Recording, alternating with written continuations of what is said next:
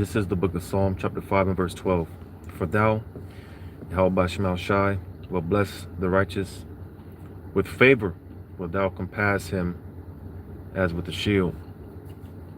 All right, before getting started, giving all praises to Yahawashi, double honors to the apostles, bishops, and elders of Great Millstone, and may Yahawashi blessing, the Lord's peace be bestowed unto you, hopefully elect. Your brother Yahweh call from Great Millstone, Orlando. All right, and pursuant to the topic, imitating Yahawashi, going into what it is to imitate. As I was looking that up, because the goal at the end of the day is to be like Yahawashi, right? Going into the what it is to imitate, some of the definitions, it says take as a model oneself on, take as a pattern oneself on or after, follow the example of, take as an example, take as a role model, follow in someone's footsteps, take a leaf out of someone's book. So again, being that Yahawashi, he is our example. All right. He laid the blueprint on how to do it, how to get it done. So again, the goal is to be like Yahawashi. And with that being said, let's talk about supping with the Lord, getting intimate, right?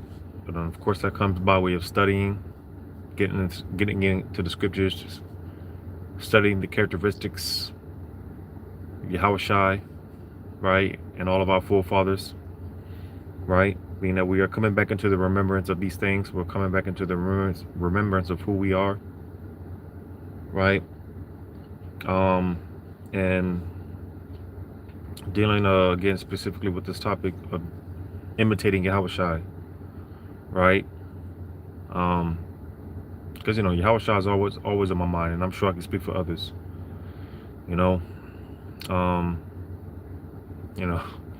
talk about humility. You talk about taking things on the chin, turning the other cheek. Yahawashi, he was our our greatest example of that. Here it is, Yahawashi. He subjected himself to his own creation. You talk about being humble.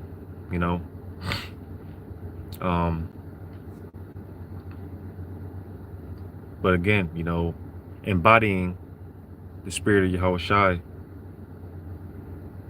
Going into this topic,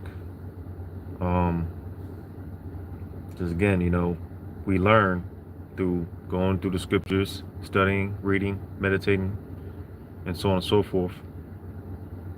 You see, eventually it starts to show forth through our actions.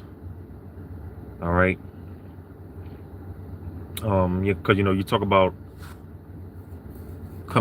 stepping into your godliness, your because that's what time it is. It's time to step into our godhood. You see, our kingship, but it's more than just a saying. All right. And again, eventually it's going to more and more show forth. It's going to show. You see, so with that being said, like I said, the Lord, he was the ultimate example of taking things on the chin, turning the other cheek, and things of that nature. A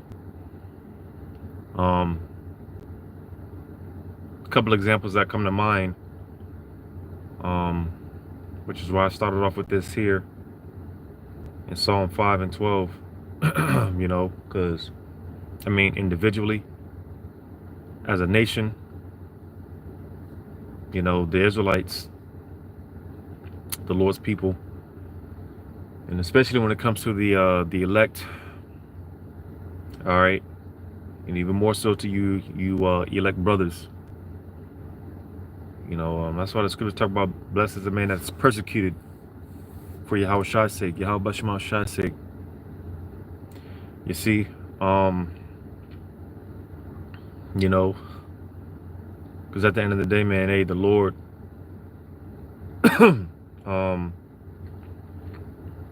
He's gonna take care of His people. You know, He's gonna take care of His saints. You know, and that's why at the end of the day, I always say, man, you just gotta let these people have it. You know, you just gotta let these people have it. And we just focus on the Lord, serving the Lord, right? Because eventually, you know, the Lord's gonna make it known, like the scripture say, who am I chosen? The Lord's gonna,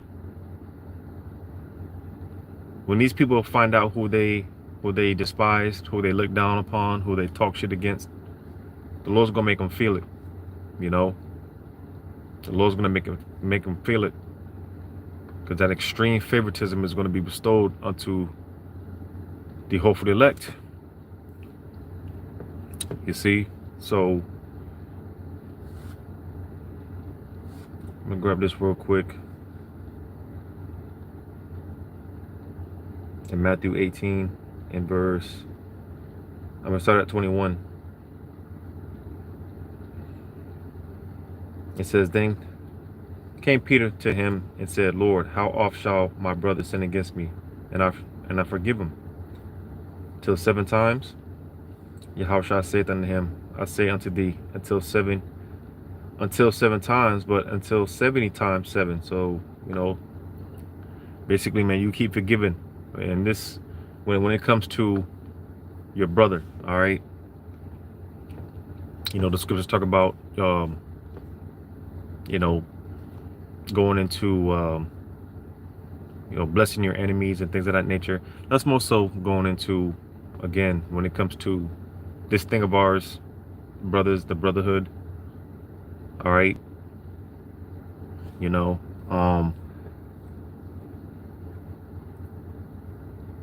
because, you know, people use certain of these scriptures to apply to everyone, you know, but no, man.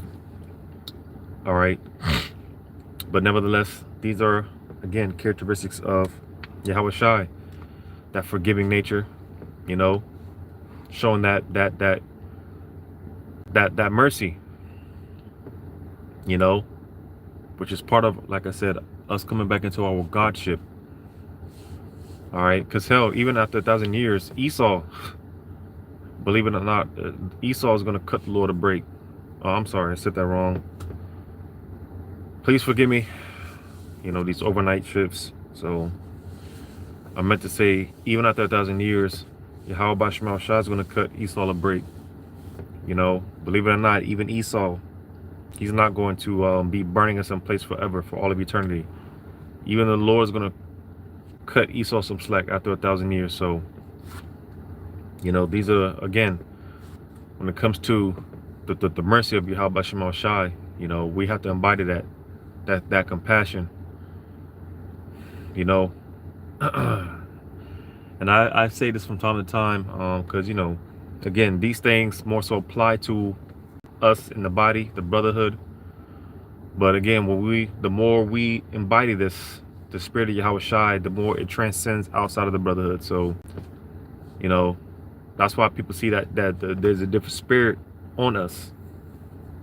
All right, there's a different spirit on us. All right, and people see that light, which Yahawashi is our light. So, you know, if you didn't know by now, well, now you know. These things transcend the body. All right, because we become this. You know, we are this. This is who we are. Like Yahawashi, he was the full embodiment of the word. Well, hey, we're more and more embodying Yahawashi. The spirit of Yahawashi is in us. All right, so with that being said, like I said, a few examples come to mind. I want to first start off with this here in Genesis 37 and 18. And when they saw him afar off, even before he came near unto them, they conspired against him to slay him. And they said one to another, behold, this dreamer cometh. Come now therefore, and let us slay him, and cast him into some pit, And we will say some evil beasts have devoured him, and we shall see what will become of his dreams. And Reuben heard it, and he delivered him out of their hands, and said, Let us not kill him. And Reuben said unto them, Shed no blood, but cast him into this pit that is in the wilderness, and lay no hand upon him, that he might rid him out of their hands to deliver him to his father again. And it came to pass, when Joseph was come unto his brethren, that they stripped Joseph out of his coat of many colors that was on him. And, because the Lord knows how to make a man out of us, because here it is, they stripped Joseph of his coat, but it's not to say that I'm just speaking as a man, it's not to say that they asked him politely, or anything like that. Again, just speaking as a man, I'm sure they were beating on him, punched him a few times, kicked him a few times, and basically like I said, the Lord knows how to make a man out of us, because of responsibilities that were to come later for Joseph, will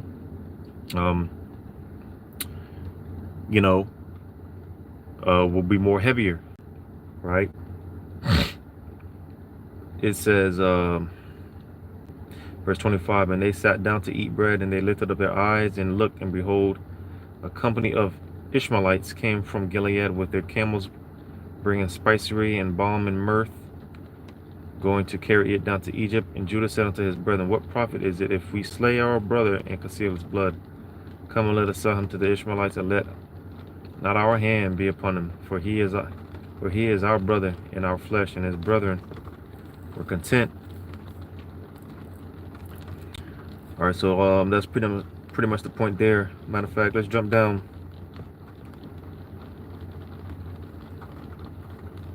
Matter of fact, let's continue reading on. Verse 28. Then there passed by Midianites merchantmen, and they drew and lifted up Joseph out of the pit, and sold Joseph to the Ishmaelites for 20 pieces of silver. And they brought Joseph into Egypt. And Reuben returned into the pit, and behold, Joseph was not in the pit. And he rent his clothes. And he returned unto his brethren and said, The child is not, and I, whither shall I go? And they took Joseph's coat, and killed a kid of the goats, and dipped the coat in the blood. And they sent the coat of many colors, and they brought it to their father, and said, This have we found. Know how whether it be thy son's coat or no. And he knew it, and said, It is my son's coat, and evil beasts have devoured him. Joseph is without doubt rent in pieces. And Jacob rent his clothes, and put sackcloth upon his loins, and mourned for his son many days. And all his sons and all his daughters rose up to comfort him, but he refused to be comforted, and said, For I will go down into the grave unto my son mourning. Thus his father wept for him. And the Midianites sold him into Egypt unto Potiphar, an officer of Pharaoh's and captain of the guard. All right, so with all this being said, here it is. Joseph is Jacob is mourning. He's lamenting for his son, what he thinks is the loss of his son. But here it is. These brothers. Because like I mentioned, the point was really in verse 18. When they mentioned how they conspired against him. Because when you go to this here in Acts 7, and you see this is what envy can do, which is why, of course, the scripture is going to putting off all this, envy, malice, strife, to put it off, and again, let the spirit of Yahawashi reign in us, right? Acts 7, because hey, man, plenty of examples, and we see in today's day and age what envy can lead, man. Where it can lead a man or a woman. What envy can do to a person. Acts 7.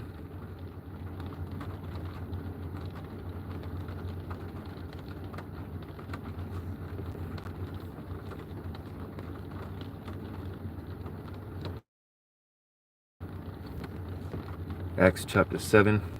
I'm going to start at 8.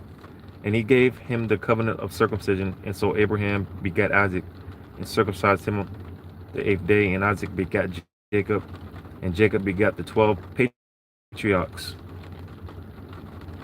And the patriarchs moved with envy, and sidebar, this is why we say Jake. We refer to Israelites as Jake. Jake is just short for Jacob. Jacob having these 12 sons, which is just mentioned here, the 12 patriarchs. All right, which consists of so-called Negroes, Latinos, and Native American Indians, West Indians, and Haitians. All right, so that's why we just say short, Jake for short. Jake is just short for Jacob. Verse 9, and the patriarchs moved with envy, sold Joseph into Egypt, but God was with them. So you see, that's another beautiful point. All right, that's another beautiful point. The Lord was with them. You see, again, at the end of the day, people do you wrong, whatever the case may be. But at the end of the day, hey, the Lord's gonna it's gonna show that, hey, that's why again I started off with that Psalm 5 and 12. That favor. All right, that's why you just gotta let things be. At the end of the day, Yahawashi, he knows what he's doing. The Lord knows what he's doing at the end of the day. So just, hey, let the Lord work, let the Lord do his thing. Like the new saying nowadays is, hey, let him cook, hey, let the Lord cook. Because going back to Genesis, what is that? 50, Genesis 50 and 1. It says, and Joseph fell upon his father's face and wept upon him and kissed him. And Joseph commanded his servants, the physicians, to embalm his father. And the physicians embalmed Israel. And 40 days were fulfilled for him, for so are fulfilled the days of those which are embalmed. And the Egyptians mourned for him 70 days. And when the days of his mourning were past, Joseph spake unto the house of Pharaoh, saying, if now I have found grace in your eyes, speak, I pray you, in the ears of Pharaoh, saying, and Slakia, if I said Psalm, this is Genesis 50. In case I said Psalms, this is Genesis 50. Verse 5. My father made me swear, saying, lo, I die in my grave, which I have digged for me in the land of Canaan. There shalt thou bury me. Now therefore let me go up, I pray thee, and bury my father, and I will come again. And Pharaoh said, go up and bury thy father, according as he made thee swear. And Joseph went up to bury his father. With him went up all the servants of Pharaoh, the elders of his house, and all the elders of the land of Egypt. Let me get down to the point.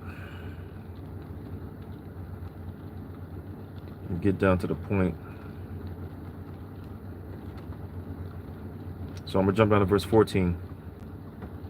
And Joseph returned into Egypt, he and his brethren, and all that went up with him to bury his father, after he had buried his father.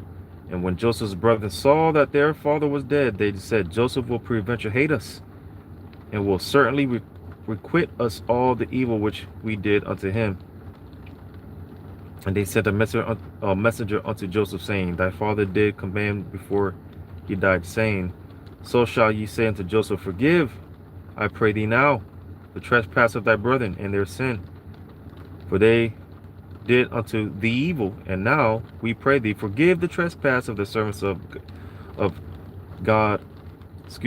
Forgive the trespass of the servants of the power of thy father. And Joseph wept when they spake unto him. So you see, man, I'm gonna finish it out.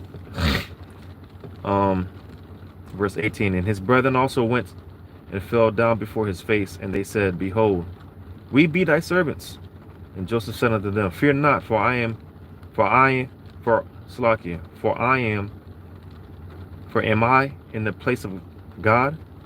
But as for you, ye thought evil against me, but God meant it unto good, to bring it to pass, as it is this day, to save much people alive. Now therefore fear ye not, I will nurse you and your little ones. And he comforted them, and they spake kindly unto them. So you see how everything always comes back full circle with Yahawashi. Call Lord Yahawashi. You know, everything happens for a reason, like they say. Like I said, the Lord knows what He's doing at the end of the day. So you just gotta let it be, let things be, let the Lord cook. You know, but nevertheless, that mercy, right? You know, showing what's the word? Because this really shows us oh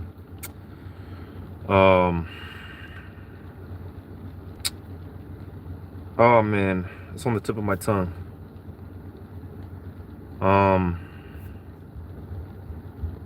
It's on the tip of my tongue. But all in all, it shows us a lot, you know. Damn, it's on the tip of my tongue. I can't piece it together. But nevertheless, you know, look at what the Lord, because as I read, you know, hey, although these things happened unto Joseph, as I read, the Lord was with Joseph. All right. You see, man, and that's that spirit of Yahawashi that we're trying to imitate. You know, hey, like I said, Yahawashi, he was subjected to his own creation. The Lord, hey, he did a lot of biting his tongue, turning the other cheek, and things of that nature. You know, just that, hey, you got it, dog. You know, you got it. You know, you got it. You know, hell, it reminds me of this here. What is that? What is that? Going into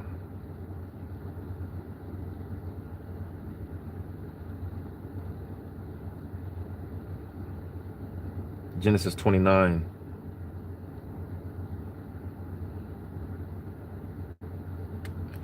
Genesis 29.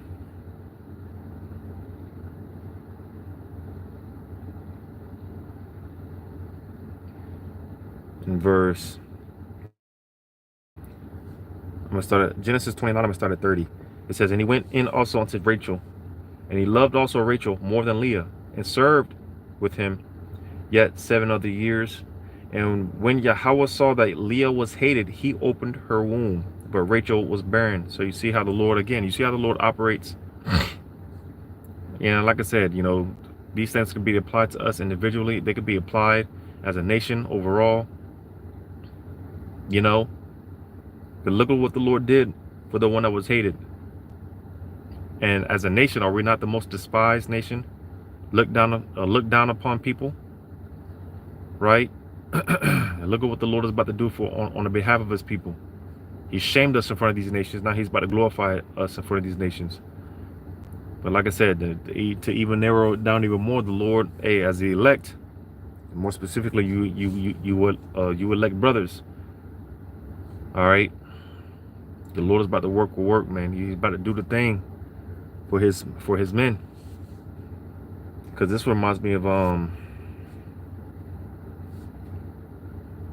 what is it? Isaiah 45? No, Isaiah 54. Isaiah 54.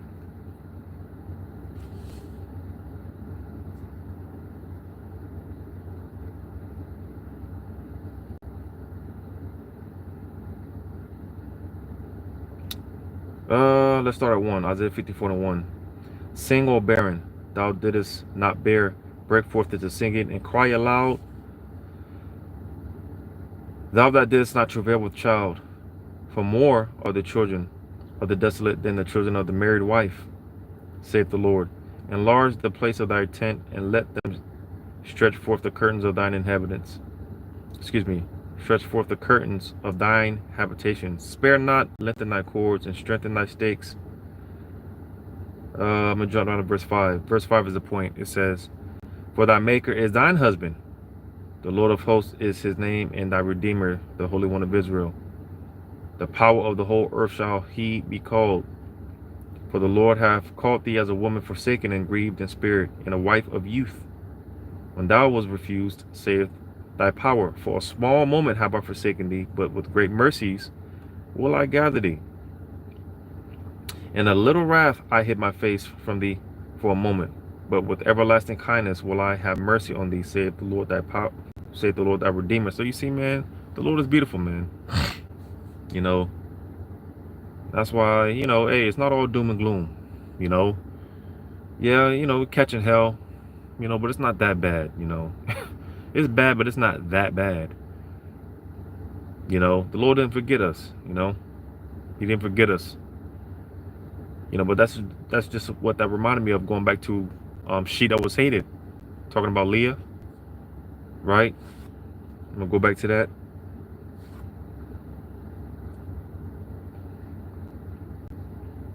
In Genesis 29:31 again.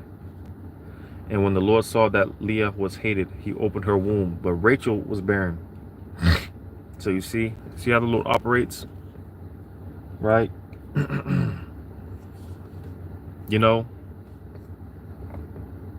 Like I said, man, the Lord is beautiful, man.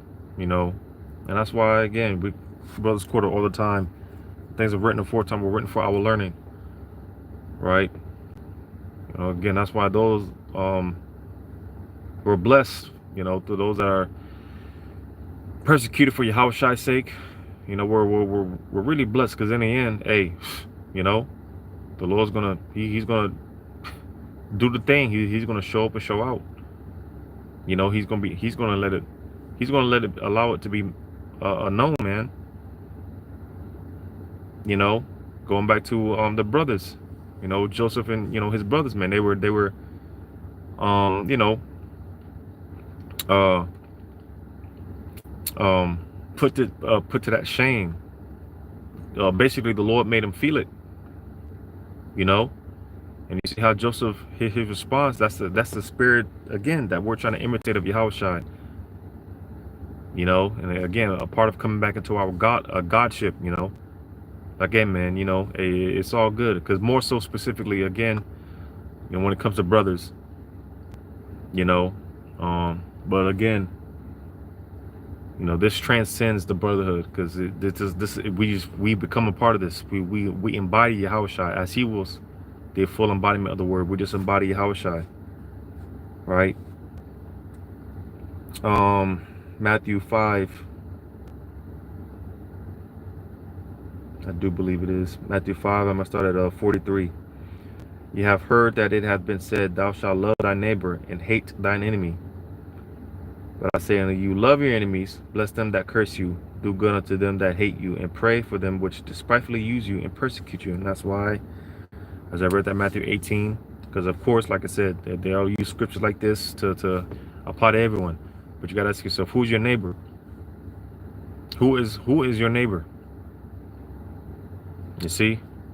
And again, more so applying to the brothers in the brotherhood. All right. It says, verse 45, that ye may be the children of your Father which is in heaven.